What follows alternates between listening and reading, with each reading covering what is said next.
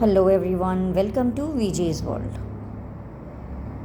A wonderful story named The Comedy of Errors.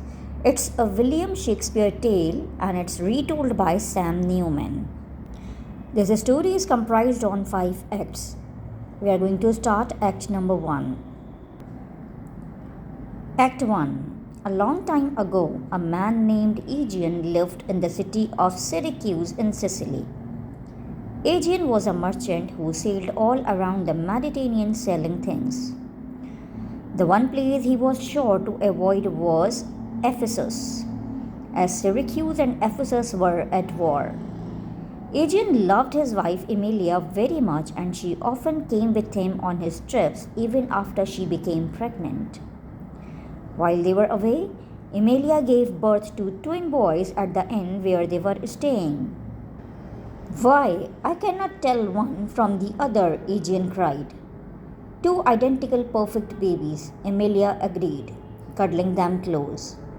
Next door, another lady had also just given birth to identical twin boys. She and her husband were so poor they didn't know how they would manage to feed two babies when they could barely feed themselves. The mother burst out crying as she hugged her babies. Aegeon heard the sobbing next door and he went to find out what was going on. When the poor parents told him, Aegeon offered to take their twin boys with him. "We will pay for everything they need and bring them up. They will be excellent companions and servants for our boys," he suggested. Although the poor couple were sad to say goodbye to their sons, they were pleased that someone was able to give their babies a good life, so they handed them over to Aegeon. "We will love them as our own," Emilia promised. A few days later, Aegeon and Emilia decided to sail home with their new family, but on the way, a terrible storm whipped up, rain lashed down, wind howled, and the waves were enormous. They began to arch high above the ship and then smashed down upon it. It soon became clear that the ship was going to sink. The crew of sailors ran to the lifeboats, jumped in, and cast off, leaving the family on board the doomed ship. Emilia held two of the babies close, and Aegeon held the other two as the ship took on more and more water. They knew they weren't going to be able to swim to safety with the babies in their arms.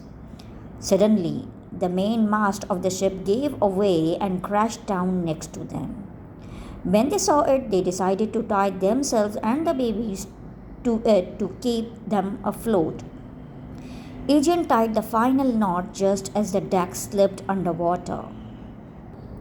After some time floating on the stormy sea, they saw two ships in the distance. "My love, we are saved," Aegeon cried. "Surely one of those ships will come close enough to see us." But as he spoke, the mast crashed into a rock and split in two. Emilia and two of the baby boys were sent spinning one way, while Aegeon and the other two babies were sent hurtling the other way. The waves swept them far apart. A short while later, a fishing boat came by. Aegeon was able to catch their attention by waving and shouting. To his relief, the fishermen saw him and changed course to steer close to him. The fisherman helped Aegeon and the boys on board and took them to shore. From there, they went back home to Syracuse, hoping that the others would be there soon. But Emilia and the other two boys never arrived home. Aegeon never lost hope he would see his missing family again. He thought he had seen Emilia and her babies picked up by a ship in the distance, but it was so far away he could never be sure. Aegeon often talked about the storm to his son, Antipholus, and the other boy Dromia. When they turned 18, Aegeon decided to look for his missing family. He searched every place he could think of. Finally, there was only one place left to try: the city of Ephesus in Greece. Syracuse and Ephesus were at war, and it was forbidden for citizens of one to set foot in the other. The punishment for doing so was death.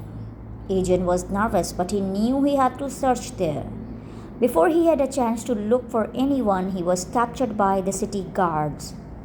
Adrian was dragged before the Duke of Ephesus. "You are from Syracuse," said the Duke.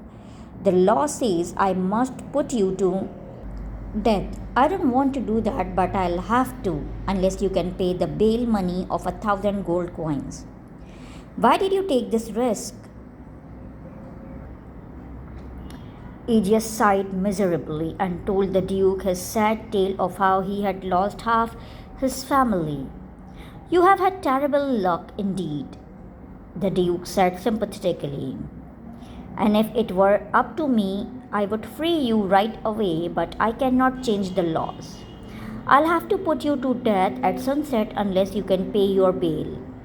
Aegeon thanked the Duke for his kindness, but he didn't have any friends in the city, and he knew that he would never be able to raise 1,000 gold coins before sunset. He began to quiver as the guards led him away. Meanwhile, Aegeon's son Antipholus and his servant Dromio had also decided to search for their missing family as fate would have it. They reached Ephesus at the same time as Aegeon. They sneaked off the boat they had hidden onto the docks. Antipholus gave Dromio his purse. "Dromio, go to the Centaur Inn and get us rooms. Stay there until I come back. These streets aren't safe for us, but I want to have a look around." Dromio rolled his eyes. "Of course, you are so much more street smart than me." Antipholus watched him hurrying away and then began to walk around Ephesus, trying to look as confident as he could. There was plenty of gossip to overhear. The town was buzzing with the news that a Syracusan merchant had just been arrested. Little did Antipholus know that the merchant he was hearing about was his own father. After a while, Antipholus saw Dromio again. He wondered whether there was a problem at the inn, but before he could ask, Dromio started to speak angrily. "Antipholus, there you are." "What you have been doing?" Dromio said. "You are late for lunch again. Your wife is furious and she is blaming me." Antipholus was confused, but he assumed his servant was trying to play a joke on him. "Look, Dromio, we can't mess around here," he said. "These streets aren't safe for us. Did you find the inn? And what have you done with my purse?" "I'm not the one messing around in the streets instead of coming home to dinner," Dromio said stubbornly, "and you never gave me your purse." Antipholus was starting to feel really annoyed. "Look, have your bad joke if you want, but where is the money?" "That purse is all we have, Dromio." "I haven't got any money," Dromio insisted, sounding equally annoyed. "All I know is I was sent by Mistress Adrenia to bring you home for lunch. She is waiting at home with her sister." "I do not know anything about a wife or a sister," Antipholus growled. "But if you don't show me where you have hidden the money, I'll beat you." "Not if you can't catch me," Dromio said. He dashed off down the street. Over his shoulder, he yelled, "Just come home. Adriana is waiting there." Antipholus was furious with Dromio for messing around in such a dangerous place.